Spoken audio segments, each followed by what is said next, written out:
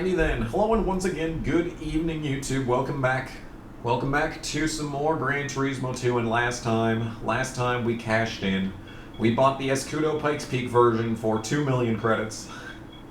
It was a decision, to say the least, but it resulted in great things. We are officially 69.95% done with this game because we have completed the final rally event. Let's see it one more time just because I love how it looks. That is the first 5 and the final 4. All of them complete. Oh, it feels good. And now we are going to be going to one more final event because we only have one more in this, one more in this, and one more in this. What's it gonna be? What's it gonna be? What's it gonna be? It's the special event. We are gonna be doing the GT500 Championship today. So why don't we go to this event and let's do a preview and see what kind of competition we've got for this race. Because I want to make it fair. I want to make it fair to them. So here it comes. Yeah, anytime now. Anytime now we'll see some races. Yes, yes, very good, yep. Very nice black screen. So it's a rolling start. We got the Mobile One NSX. Got the Cure R33. You got the Takata NSX. Isn't that the studio that made Chorokyu? No, that was Takara, not Takata. Takara, whatever. And there's a Nissan 300Z. I sold that in the last episode. There's a Castrol Muggin NSX. I also sold that in the last episode. And then there's the Unicea Jex Skyline GT. So what we got here are LM race cars with about 600 horsepower, 600 to 700 horsepower. That is our competition. Well then, very, very interesting because I just so happen to have a touring car with about 600 to 700 horsepower in it. And it's very interesting. It's very interesting that because it is a Skyline, wherever my Skyline is. There it is. Nissan Skyline GTR R34 V-Spec, 734 horsepower. You know, the thing about it is that that's just too overpowered. I'd be too good in that. MRS show version. How about the MRS show version? Ooh. Ooh. Very good. Very good. That old 135 horsepower is definitely going to come into play here. No. That is quite simply too good. Too good. We need to find something that is at that level, but below. We need to find something that would be very good, but not that good. The Mines Lancer. I keep coming back to the Mines Lancer. 433. That's only 433. Wow. We could drive the R390 road car. That would be funny. 351. It's even less horsepower, dude. Jesus. We've got a souped up Dodge Viper with a racing feeling to it. I think it's time that we go to the final special event. The GT500 Championship, 5 races, Laguna Seca, Super Speedway is going to be an interesting one. Stop Burping, Rome Circuit, Trial Mountain, and Apricot Hill. Oh, a bunch of tracks that I adore. Besides Rome. Alright. Fuck this game. I also love not having any fun at all, which is exactly why we are going to be doing the meme car that I have at my disposal, wherever the fuck it may be. I don't even see it. Wow. I can't find the meme car anywhere. There it is. Okay. Del Sol LM Edition. 617 horsepower. The honorary CRX. What does this car have to say against all these stupid motherfuckers? Let's find out. And also it comes pre-equipped with all the racing equipment because it's a race car. So I don't need to buy anything for this. hadn't even mentioned that this race is worth $200,000 to win the championship and then $50,000 for each race. So if we could win every race, that's $250,000 plus the $200,000. So this is basically a... what is the tires? Normal tires, thank you. Yes, that's what I want. Soft tires, how about? There we go. Alright, and then gear. We'll probably want to shorten that.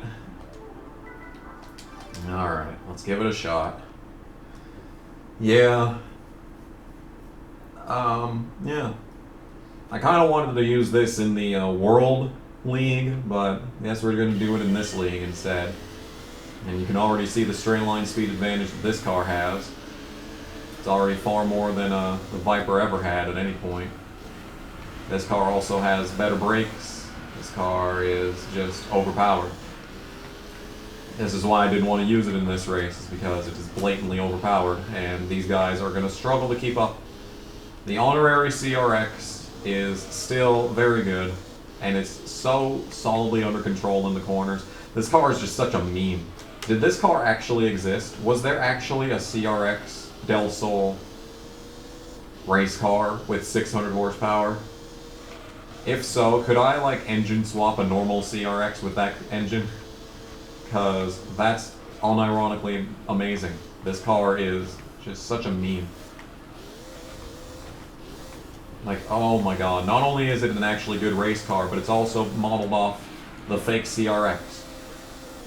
And if this game wasn't a piece of shit, we could have gone through the fucking corkscrew like a fucking normal fucking human being. But no, obviously that is far too much to ask for. Far too much to ask for to just go through the fucking corkscrew normally, even when I get on the brakes a year early.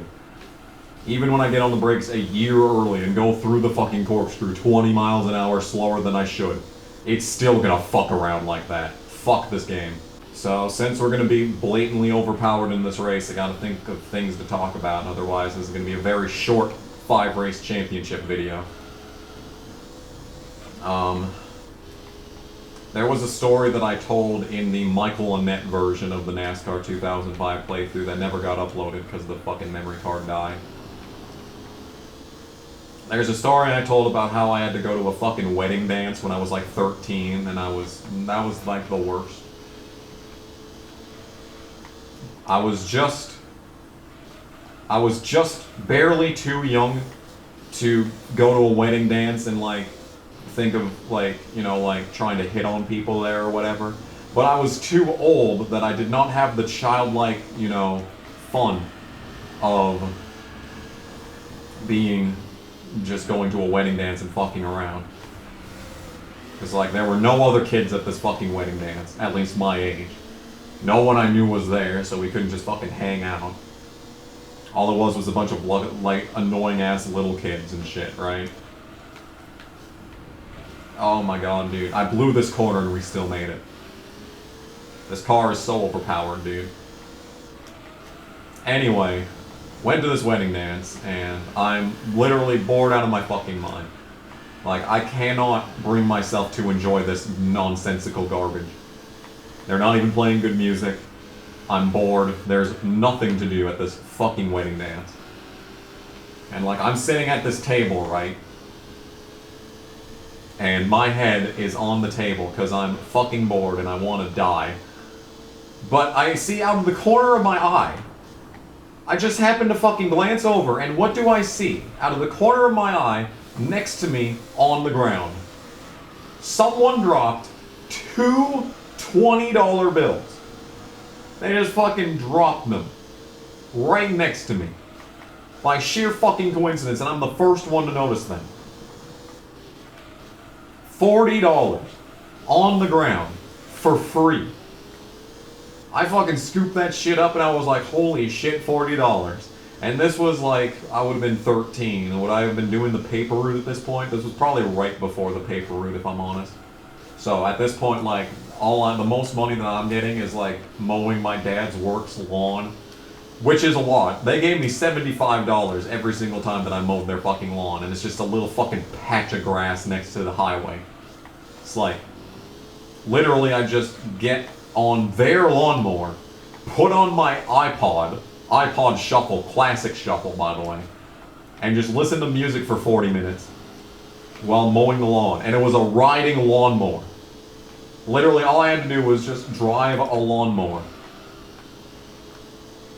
for 40 minutes, and they paid me $75 to do it.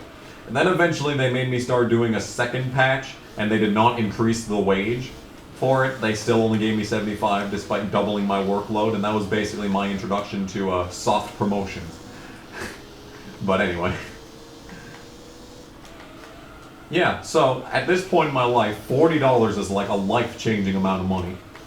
I was so fucking happy. That completely changed everything. And the point that I was making in that story is that that day went from one of the most forgettable, most boring, most miserable of the entire year to probably one of the most memorable nights of my life up to that point. Just because I fucking found $40 fucking dollars on the floor next to me. Like, would I even remember this wedding dance had it not been for that? Like, seriously, that completely changed everything. It's like, dude, it's weird how your perspective can change given one or two fucking variables.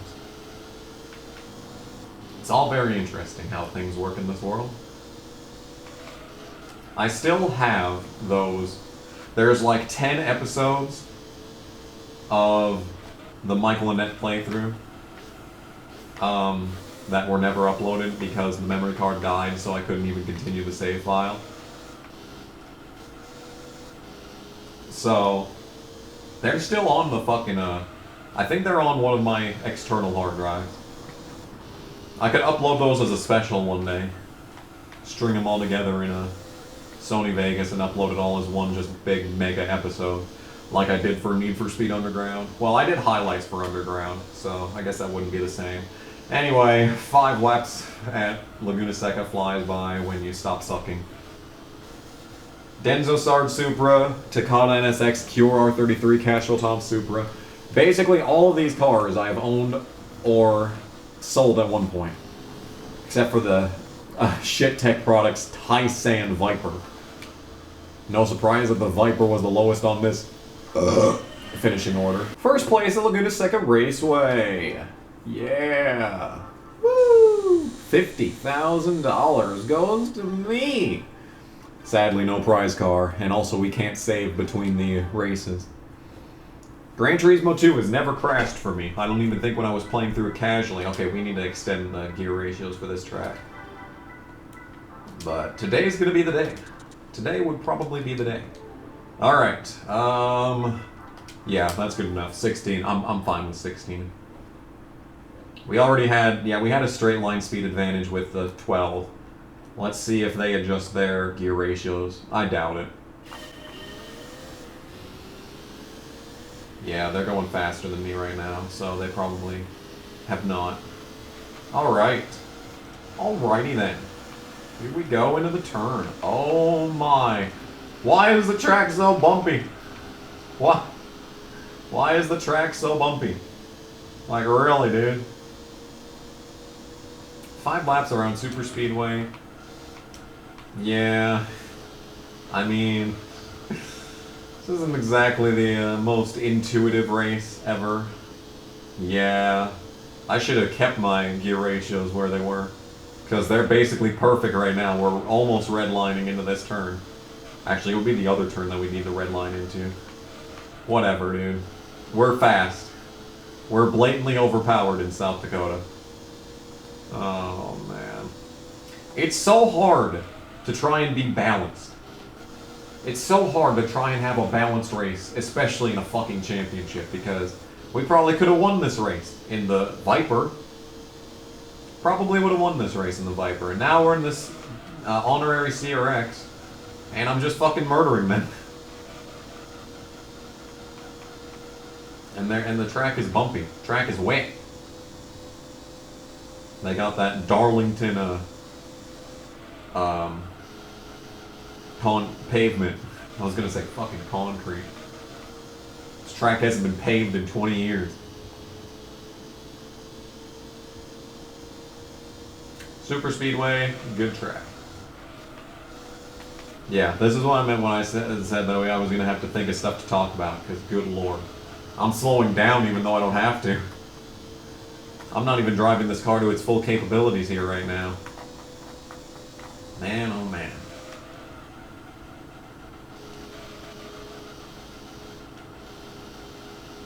Turn, damn it. Fine, don't turn. Wonder if the tires are starting to fall off at this point. You think they would be if we had tire wear in this race? I think they would be. Softs are gonna go for like barely as long as like... Softs in theory should go twice the distance as super softs, you know, right?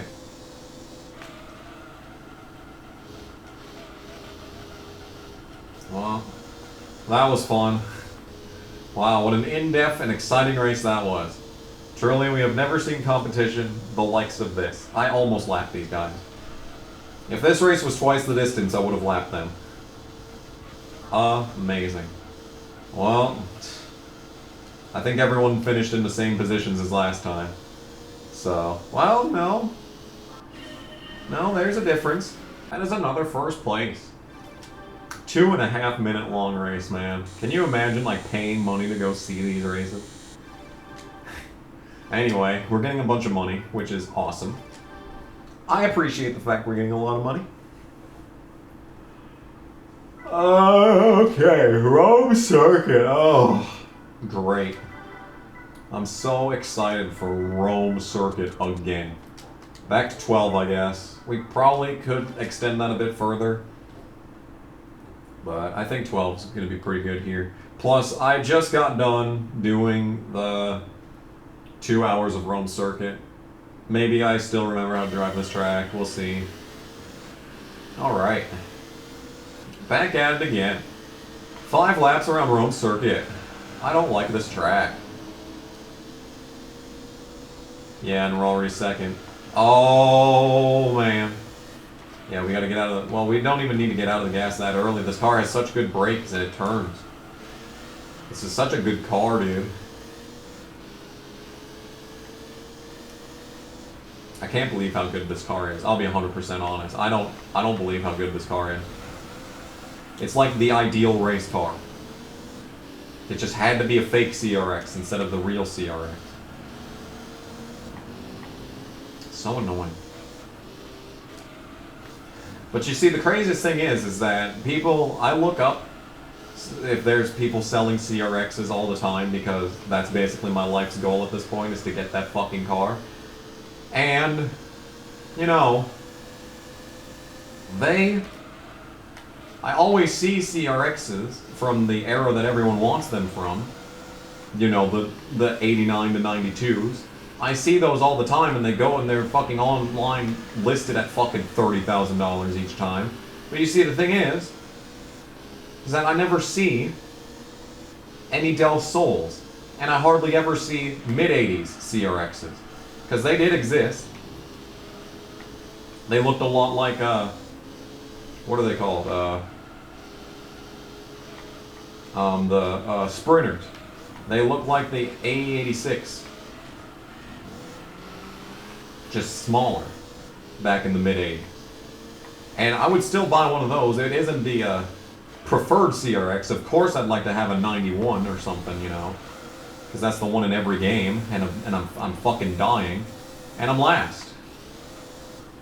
But you see, I never see any of the other versions, and that's supposed to be, those are the ones that are supposed to be the rare ones that everyone are seeking, right? Yet the fucking market is so saturated with them that they're the only ones that are ever listed on the internet. So I don't know why they have so much value. It should be a buyer's market. But people still fucking hold steadfast at the fucking $30,000 mark.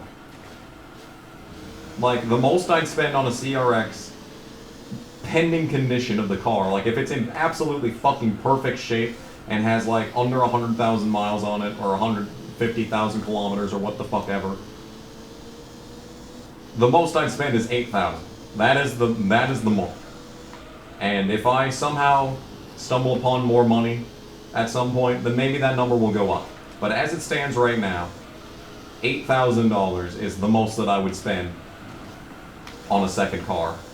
Well, actually, you know what? That's the amount of money that I would be willing to spend on a four-wheel drive pickup that could haul a trailer. So, you know, unless I sell the Charger, which I don't want to do. In which case, if I sell the Charger, I'm getting a pickup this time. I should have gotten a pickup to begin with, but, you know. You know how it goes. But anyway, we're back in the lead. 8,000 is the amount that I would be willing to spend on a CRX.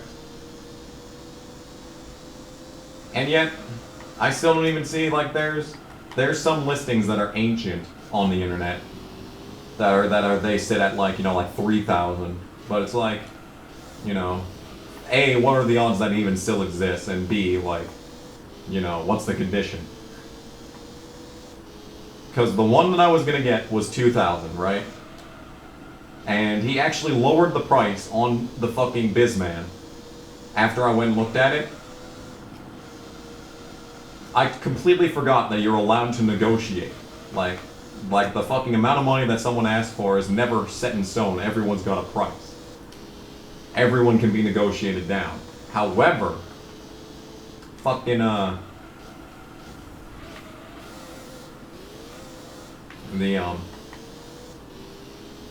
that guy reduced the price to, I think, 1,400.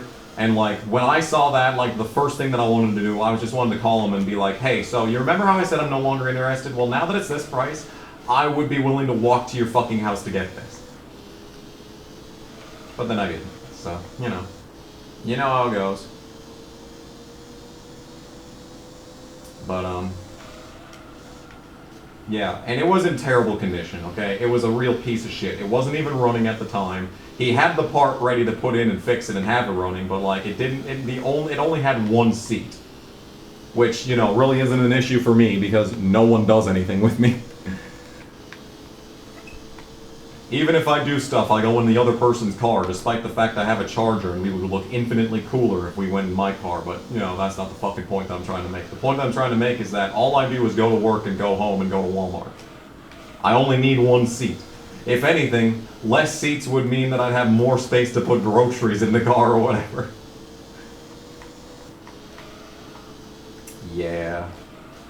But, like, the body had a lot of rust. The paint was fucked. Like, I would have been happy to buy some dip your car and repaint it myself. I have a garage that I can store the car in, so it's safe to, you know, paint. You know, I have all the resources available to me to be able to fix this car, but he wanted 2,000 for it, and my grandpa was like, no. And he's the only fucking mechanic that I know personally, so... yeah. He told me no, and he would have been the one that would have been working on it with me, had I purchased it. So his fucking judgment is the one that I trust. He's been doing it for fucking 60 years, so fuck it, you know. I'm going to regret not buying that car, dude. I am. I really am. I'm looking all the time. I've got money to play with, you know. Now I finally have money to play with for the first time in my life. So I could get a $5,000 CRX. I could pay that much for it. It's just, will I be able to find one that's in the fucking vicinity of North Dakota? Gonna go with probably fucking not. That is another completed event. And that is another $50,000 for me. Alright, and those were the problem races. Rome Circuit and Laguna Seca were the problem races. Now we're going to Trial Mountain. So, yeah, basically, I've won this championship. Congratulations to me. I will take all love and adoration in the comment section. Hey, Trial Mountain. How I know this track like the back of my hand. What does that phrase even mean, like the back of your hand? First of all, which is the back of your hand? Is the back of your hand your palm? Or when you backhand someone, you know, that's like the top part. But it's the top, not the back. Anyway, I fucking died for literally no reason in the first turn. So, Now I'm 9 seconds back. This is a fun game. I think, like, due to the combined weight and power of this car, it's actually a fucking death trap. How all these altitude shifts are not really exactly playing very well into it, because it just slows down so much in this corner for some reason. Because of the way that the ground is shaped. Just like the way the game designers made these tracks, it is not playing very well into this car, but we're back in the lead. That only took a long time. Let's see what happens when I go over this fucking thing. I didn't gas it all the way up that hill. Like those guys back there probably gassed it all the way up the hill, but I can't. Because my car is so stupid. It's a stupid car, but that's alright. These past couple of episodes has just been stupid cars. We got the Pikes Peak car, and now we're driving this. Just sheer stupidity on wheels. Cartoonishly overpowered cars that make no sense. Well, now I have to think of something to talk about again, I suppose. I've already talked about that fucking wedding dance. I talked about how much I want a C-RX. I guess I haven't talked about fucking sleep patterns lately, because you see, So, could you please stop fucking spinning out for no reason? Fucking bitch. So, I stopped drinking coffee and caffeine in general so that I would sleep better. And yet, it worked to begin, but now it no longer works for some reason. It suddenly no longer works. And I mean, I know the reason why. I changed sleep medication because I bought a new kind when my old stuff wasn't working very well, but then my old stuff started working again, and I was like, oh, so then I just put the new stuff in the fucking cabinet. And then I noticed that the new stuff was going to expire soon, so I was like, well, may as fucking well. And then the new stuff was terrible. The new stuff made sleep impossible. But, yeah. Anyway. So once I switched to that stuff, I was sleeping horribly. Just waking up every hour on the hour. And just not getting anywhere near as much sleep as I should be getting. And now that I put I went back to the old stuff, now it's working better than ever. And the only reason it's not working very well is because I went to bed 2 hours earlier than I usually do last night, due to the fact that the stuff was about to knock me the fuck out. Like, I was so tired. I was so tired. Like, I just needed a refresh. I just needed a refresh from taking the other stuff. And now the pills that I'm taking again, now they're working like a fucking charm, dude. Basically what I'm using is the Walmart version of Benadryl. And it is like magic. When I was a teenager, I could not sleep at all. I'd lay in bed for 2 fucking hours not being able to go to sleep. No matter how tired I was, no matter when I went to bed, no matter when I got up. I'd lay in bed being tired. Unless it was like 2 a.m. after playing DayZ all night. Then I'd go to sleep pretty fast, but other than that, if I went to bed at a reasonable fucking time, I would just lay there for 2 hours and not be able to sleep, and I'd be like, wow, I hate my life. Then I started taking allergy medication, specifically to tackle allergies. I wasn't even doing it to tackle sleep problems. And then when I started using that shit, boom. Suddenly I can sleep like a normal fucking person. Suddenly, like when drowsiness hits, I'll get in bed, and maybe it'll take 20 minutes at most. It'll take 20 minutes on a bad day. Most nights I can get in bed. If I'm feeling the fucking drowsiness and I get in bed, I'm fucking out soon. I just need to get comfortable, and then boom, I'm out. I never had that luxury in my youth, and I chalk that up to drinking coffee, basically, because I started drinking coffee a lot when I was like 14, and then by the time I got my own car and like a steady income of my own, I was getting coffees before school every day. It was a good time. I went to Come and Go. I had a Come and Go rewards card that I never use. And can't, because there's no Come and Go here now. Which is sad. Sad to say the least. Yeah. Apricot Hill. Final race of this championship. So yeah, basically. That's why I stopped drinking coffee, is because I thought that was the reason why my sleep was such shit. And like, I watched a Joe Rogan Experience video where this one guy that said, oh, I stopped drinking coffee and like everything was great. And I'm like, you know what, fuck it, I'm gonna give it a try. I'm gonna give it a try. And I gave it a try. And it helped. It didn't make much of a difference, but it was definitely a difference. I don't get, okay, so I used to get sleep paralysis like once every 2 weeks minimum. Alright? Ever since I stopped drinking coffee, I've only had it once. And even then, I think it was just part of the dream. It wasn't actually sleep paralysis that I actually had to shake myself out of. I think it was actually like a part of the plot of the dream. Is that I was in sleep paralysis in the dream.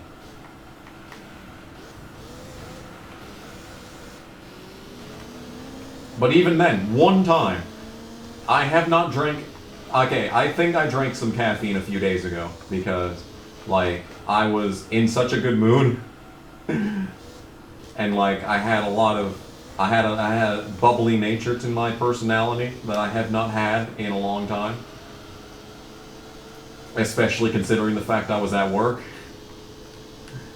And then, really like 5 hours into the shift, it hit me. It hit me. The dread hit me.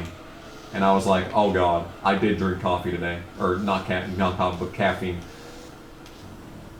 And I went to Pizza Ranch that day, and I had a Sprite. And it's possible that they put 7-Up in instead. I don't know if 7-Up has caffeine, but Sprite doesn't. And I thought I was drinking Sprite. Maybe I was drinking caffeinated Sprite.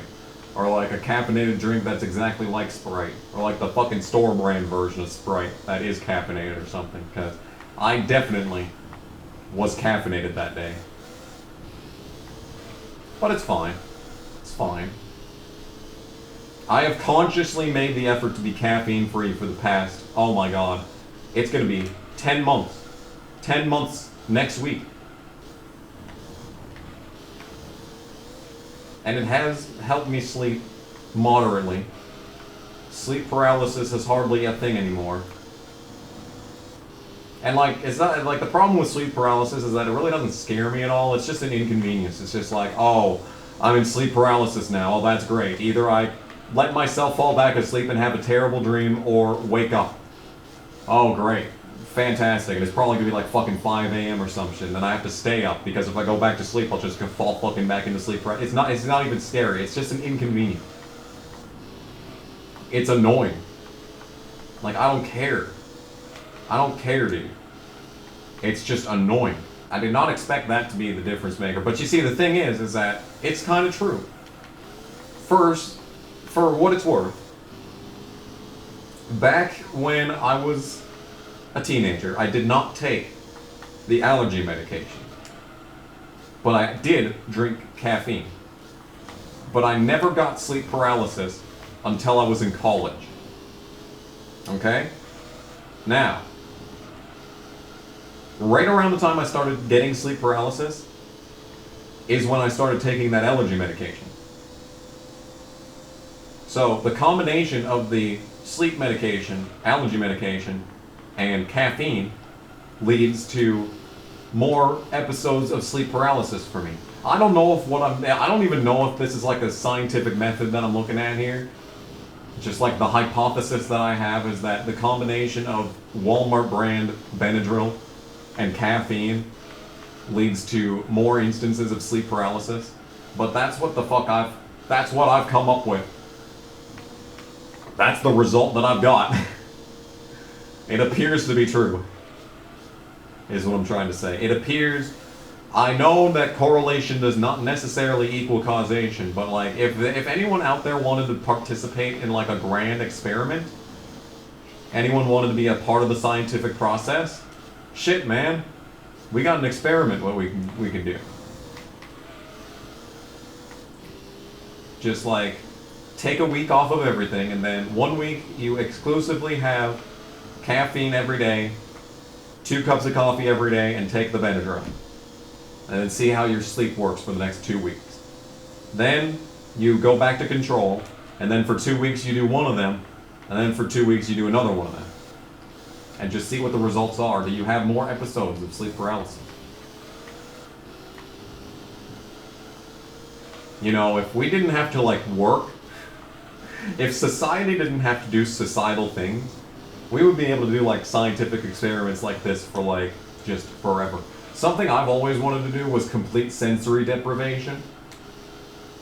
What I wanted to do was get blindfolded and have like earmuffs put on, and I get like strapped to a chair for like 24 hours straight and just see what kind of shit would happen from that.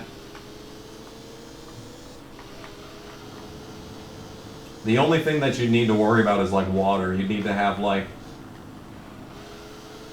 a big like 2-gallon jug of water, and just like a straw that goes into your like right in front of my mouth. But then that wouldn't be sensory deprivation. I'd still be able to feel that. So like it would have to be like total sensory deprivation, but like not total sensory deprivation. That's an experiment that I've wanted to do ever since like for like the last 5 years. I've always been strangely interested in like what would happen if I had like total sensory deprivation for like 24 hours. I just don't know how to go about that experiment. Anyway, we just won the GT500 championship. That was fun. We did it in the fake CRX, the honorary CRX. Let me be more polite.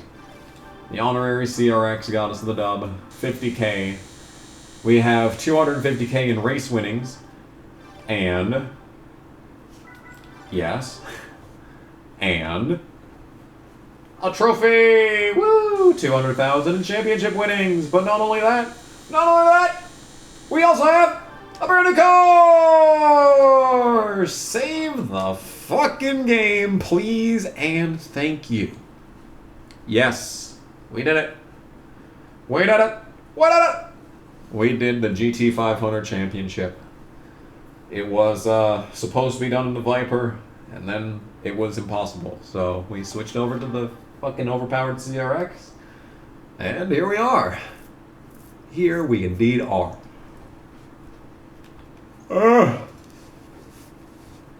Yes. So, that's that done. And we are officially, once again, that means that we are officially 100% done with all the special events. There's those, and there's those. So that is 2 out of the 4 leagues completed. That gives us a game status of 70.4. Not even 0.5% from doing that entire thing. And the prize car, my eyes are closed.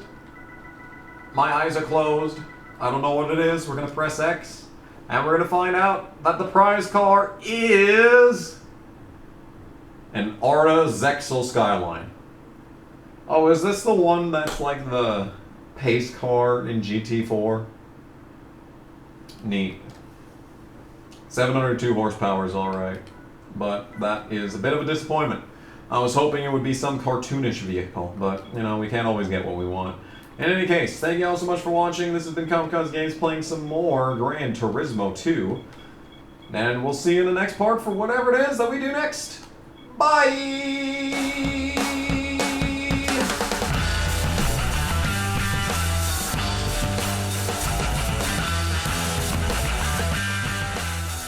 Oh shit. Well, it's a good thing I got a chainsaw, am I right, guys? Whoops. Well, no, that didn't go too well, did it? Yeah, Mr. Tough Guy, Mr. Terrorist. Not so tough when the citizens confront you for justice, are you? Polo shirt and jeans. Nice. I'm Gordon Ramsay, look at this!